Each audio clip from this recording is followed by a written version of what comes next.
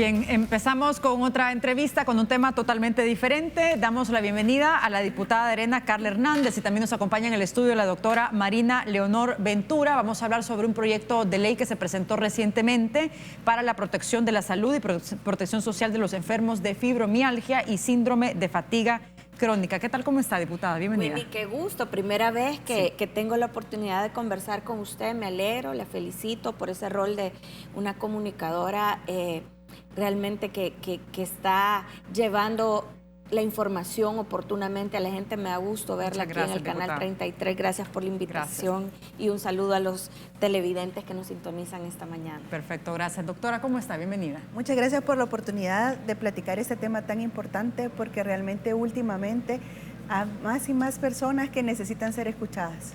Perfecto, vamos a hablar sobre este padecimiento de la fibromialgia, un padecimiento pues que está afectando sobre todo a muchas mujeres de nuestro país. ¿Y cómo surge la necesidad de esta ley, diputada?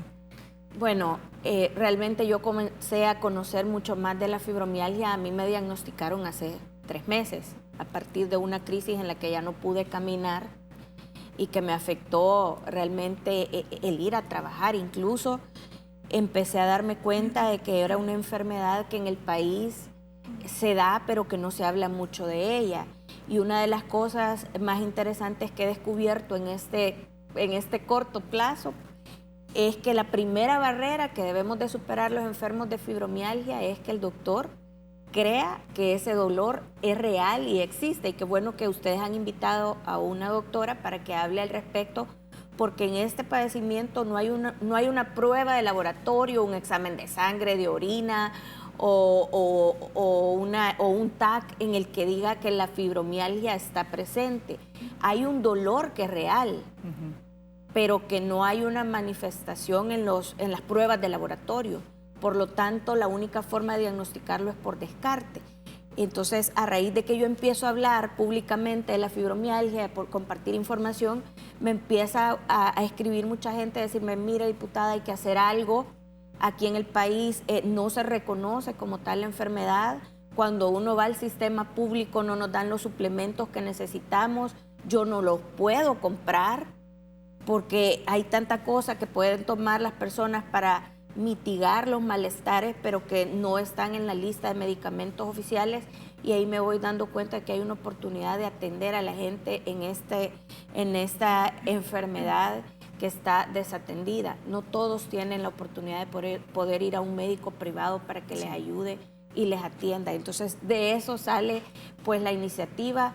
Y realmente creo que vamos a hacer mucho. Esto no es un tema político, no creo que vaya a haber un diputado en la Asamblea que no quiera acompañar un tema de esta índole, que puede ayudar. ¿Cree usted que va a tener el apoyo suficiente para poder yo aprobar esta ley? y hago un llamado pues a los diputados de la Comisión de Salud que le den prioridad a este tema, porque detrás del padecimiento también está a veces el ausentismo al trabajo y cómo afecta en el ámbito laboral, que también me imagino que la doctora ya lo va a comentar, cómo afecta en el ámbito laboral a las personas que padecen fibromialgia.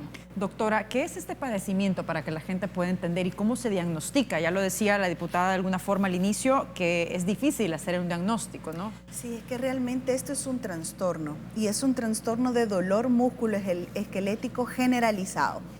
Cuando hablamos de un dolor generalizado, hablo de que duele tanto el lado derecho del cuerpo como el lado izquierdo, arriba y abajo de la cintura. Estamos hablando de que duele literalmente todo. Ahora, no hay una inflamación que me determine aquí está el dolor, aquí está la inflamación, como en las artritis. No hay inflamación, sino que hay un desorden en la percepción de la sensación del dolor en el cerebro. Todavía no hay una causa específica que esté determinada. Las investigaciones todavía se están haciendo. Esto es un poco nuevo. Ya por 1975 se empezó a hablar de esta terminología de fibromialgia. Por lo tanto, no hay suficientes investigaciones. Pero se cree de que el estrés es el que desencadena principalmente el daño y a nivel de las comunicaciones entre neuronas a nivel cerebral. Por lo tanto, se daña el eje hipotálamo, hipófisis, suprarrenal, se secreta mucho adenocorticotropina y cortisol, que son las hormonas del estrés. Entonces, cuando la neurona está tan enfocada en el daño tóxico que causa el estrés, se crea literalmente un teléfono descompuesto. Esto es un poco más fácil de entender. La comunicación entre una neurona y la otra falla. Entonces yo estoy diciéndole, me duele, me duele, me duele, me duele, me duele, me duele, y usted recibe tantas señales que el centro del dolor no logra identificar. Y entonces las señales son de dos tipos, la que entra al cerebro y la que sale. La que entra al cerebro está tan aumentada que el cerebro empieza a distribuir a todos lados la señal de dolor. Entonces todo duele, hay una hiperalgesia, hay una sensación de dolor aumentada. Esto contrae también trastornos del sueño, hay mucho insomnio, se despiertan mucho, duermen pero se sienten tan cansados.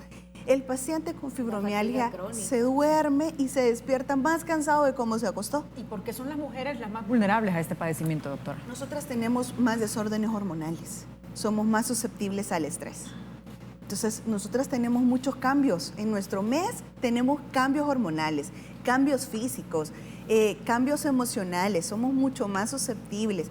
Eso permite de que el cerebro esté constantemente cambiando.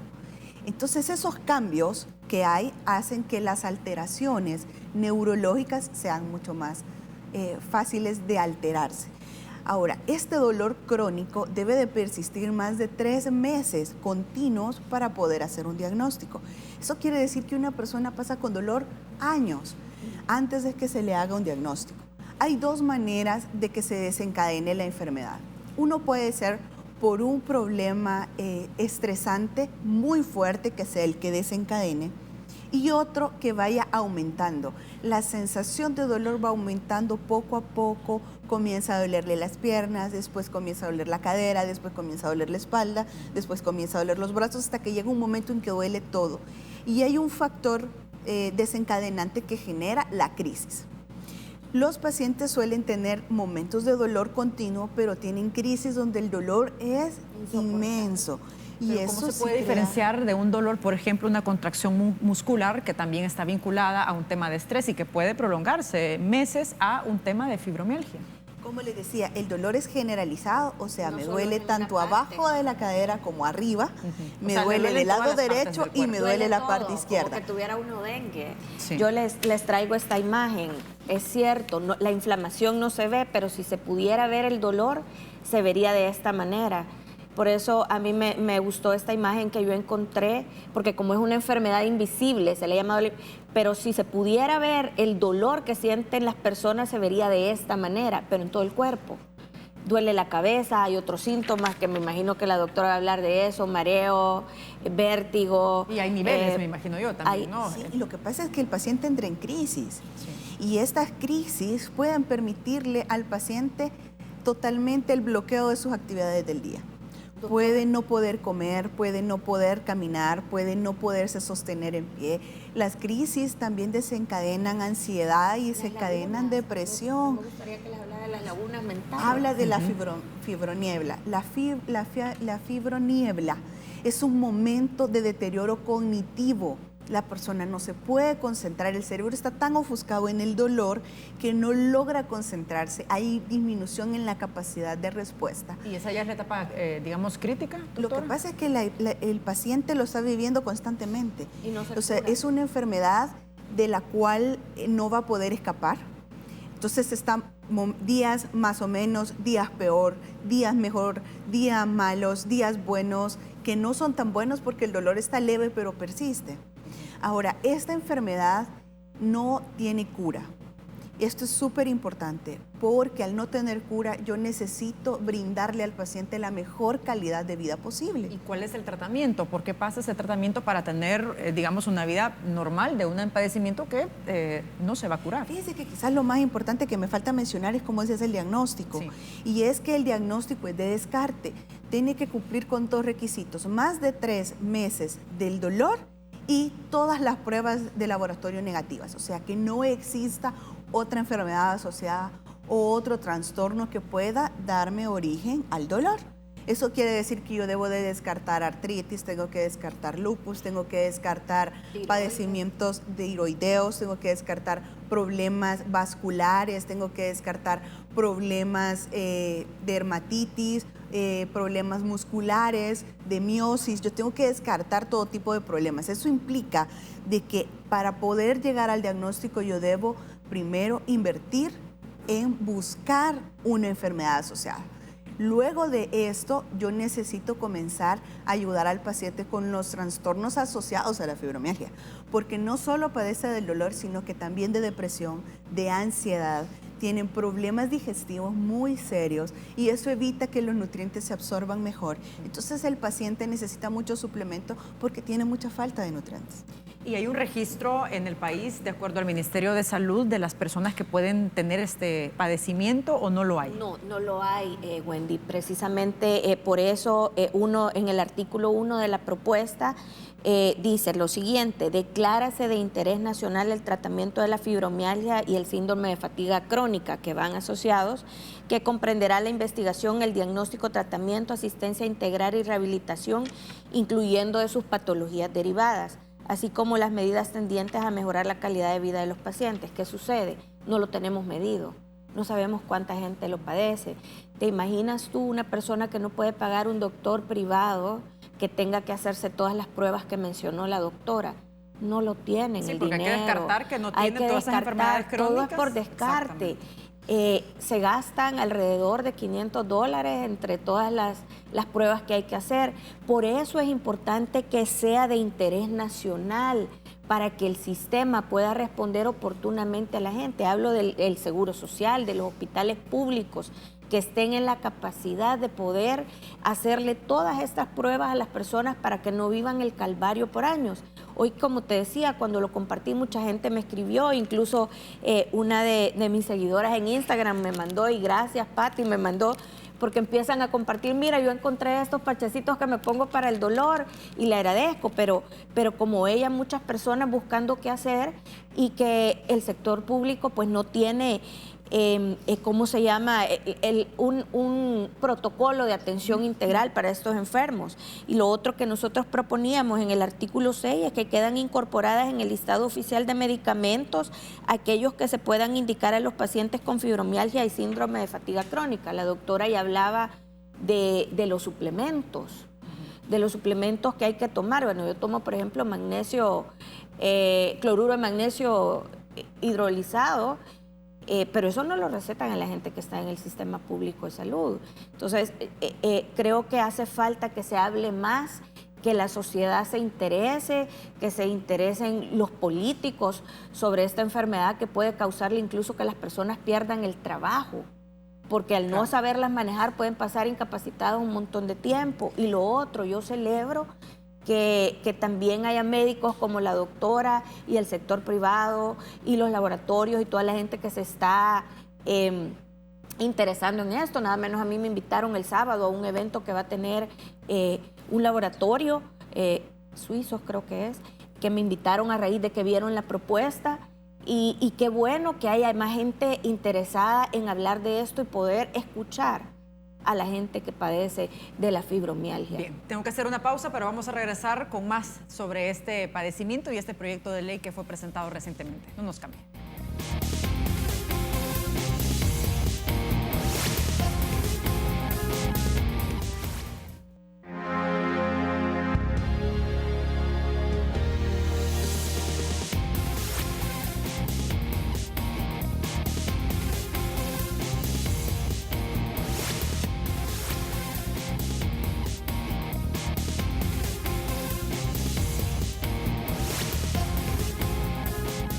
Estamos de regreso esta mañana conversando con la diputada del Partido Arena, Carla Hernández, y también nos acompaña en el estudio la doctora Marina Leonor Ventura. Hablamos sobre una propuesta de ley que fue presentada recientemente a la Asamblea Legislativa, ley especial para la protección de la salud y protección social de los enfermos de fibromialgia y síndrome de fatiga crónica. De eso estamos hablando esta mañana y vamos a dar rápidamente paso a un comentario que nos ha llegado a través de nuestras redes sociales. Liz Díaz nos dice: algunos doctores no creen o no saben cómo diagnosticar, porque yo comencé ese padecimiento y me dijo el doctor que solo era estrés y me dio acetaminofén, pero mi crisis ya lleva más de 5 años. No sé a dónde ir, que me diagnostiquen bien y conseguir tratamiento.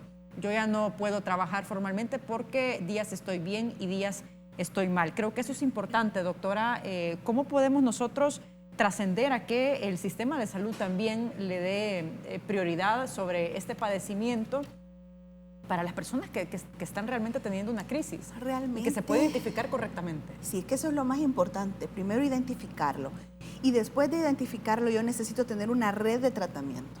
El tratamiento no solamente consiste en dar un analgésico, porque no hay inflamación. Entonces el dolor no va a desaparecer con un analgésico, porque localmente no hay nada. El problema está en la recepción de la señalización del dolor del cerebro. Esto no es una enfermedad mental, eso no está en la mente, eso fisiológicamente existe. Es y algo existe, O sea, el dolor es real. existe en la comunicación entre las neuronas a través de los neurotransmisores. Los neurotransmisores están tan elevados que están mandando demasiadas señales. Eso es la hiperalgesia. Ahora, entonces, el tratamiento no consiste en dar un analgésico nada más. Yo necesito dar medicamentos que actúen a nivel de neurotransmisores cerebrales. Por lo tanto, necesito antidepresivos, se ocupan anticonvulsivantes como la pregabalina, se utilizan medicamentos para controlar la ansiedad, se comienzan a dar medicamentos para ayudarles a descansar por la noche, para que la noche sea reparadora para el cuerpo. Necesitamos terapias psicológicas porque hay que saber manejar el estrés. Te tienen que enseñar a modular, a hacer ejercicios de control de estrés. No te lo enseñan en ningún lado. Necesitamos un equipo que pueda atender a estas pacientes. ¿Cómo podemos Nutricionista prevenir nosotros también, este padecimiento? doctora, ¿Se puede ¿verdad? prevenir? Nutricionista también, perdón. sí. Necesitamos equipo de nutrición, necesitamos terapias ocupacionales, necesitamos terapias de estrés, necesitamos terapia psicológica, necesitamos manejo fisioterapéutico. El manejo fisioterapéutico incluye danzas para estiramiento, el yoga, el tai. Estábamos hablando también de la natación. ¿A dónde nosotros podemos en el sistema público realizar ese tipo de terapias? No hay. ¿Dónde puedo yo referir a un paciente mío que le he diagnosticado, el paciente logró hacer los exámenes y le pude diagnosticar, pero el equipo para poderle realizar estas terapias no solo consiste en comprar el medicamento, sino que el medicamento más los suplementos, porque las señalizaciones del cerebro mandan y no permiten que haya buena absorción de nutrientes, por lo tanto el cuerpo empieza a deteriorarse, las articulaciones y los músculos empiezan a sufrir. Entonces yo necesito, aparte de los suplementos, los medicamentos y las terapias. No hay manera de prevenir la enfermedad. Si la enfermedad se desarrolla, yo puedo controlarla. Lo más importante aquí es poder hacer control del estrés. Entonces, en cierta manera, si yo logro controlar el estrés y no tengo un desencadenante fuerte, puedo en esa manera quizás hacer un poco de prevención. Pero propiamente decir que voy a prevenir la fibromialgia no es posible. Entonces yo tengo que hacer control del estrés, hay que acudir a los chequeos, hay que hacer los exámenes, hay que ver que no hay que escuchar al paciente. El tiempo de escucha del paciente es lo más importante. Si el paciente no es escuchado, no podemos entonces ayudarle y apoyarle. Por lo tanto, el paciente necesita ser escuchado y necesitamos los médicos entender que esta enfermedad es real, porque si no creemos que es real, no la vamos a diagnosticar. Y estamos faltando éticamente al poder ayudarle a nuestro paciente. Nuestro paciente necesita ayuda y apoyo. Tiene que ver en nosotros una solución, no un obstáculo. Así que yo llamo a todos los médicos que si no conocemos mucho de la enfermedad, podamos comenzar a investigarla y darnos cuenta que hay muchas opciones para nuestros pacientitos y para que ellos mejoren la calidad de vida. Porque una calidad de vida dañada puede acarrear una depresión severa, y una depresión severa lastimosamente termina tanto en desempleo, en desintegración familiar, también en romper las relaciones interpersonales. Las personas afecta prácticamente a todo el ciclo de vida de una persona. Y a todo el entorno familiar. Sí. Y entonces desencadenar en un suicidio, lastimosamente. Diputada, ¿cómo se pueden beneficiar entonces los pacientes al aprobarse este decreto de ley y qué implicaría en términos de recursos para el Ministerio de Salud? Porque sabemos la capacidad que tiene el Ministerio de Salud, la alta demanda, y puede también decir, bueno, aquí tenemos necesidades, digamos, más apremiantes de otro tipo de padecimientos crónicos, digamos, que sean Lo que pasa es que yo creo que el Ejecutivo tiene que verlo como una forma de descargar también al sistema. ¿Por qué? Porque mientras un paciente anda de un doctor a otro por la diversidad de los síntomas, son recursos del Estado que se están gastando porque esa persona no se va a curar. Mientras que si hay un protocolo de atención especializada para este tipo de padecimiento, se van a reducir las incapacidades si es que las dan, porque a veces no las dan, porque como no le creen a la gente que hay dolor, las mandan a trabajar tal cual. Entonces se reducen las incapacidades, el pago por incapacidades, se reduce el gasto de recursos para atender por una enfermedad cuando es otra cosa, cuando es otro padecimiento. Entonces yo sí creo que declarar de interés nacional va a ayudar para crear ese protocolo de atención y que se fortalezcan las unidades que pueden aportar para atender a la gente. Yo en mi proceso de investigación de esto, una de las personas que me seguía en Twitter me decía que en el ISRI atienden y dan terapia a pacientes a través de la unidad que se llama CRIO, pero no tienen el presupuesto suficiente. Yo conversé con el ministro de Hacienda sobre el tema porque va un fortalecimiento en el presupuesto del ISRI y le decía, mire ministro, yo creo que a esta área del ISRI hay que fortalecerla porque está atendiendo a estos pacientes que están desatendidos en la red nacional. Creo que por ahí debe ir, priorizar las áreas de atención que eventualmente van a descargar el gasto en otras áreas que han estado prescribiendo medicinas para un padecimiento que necesita otro tipo de tratamiento.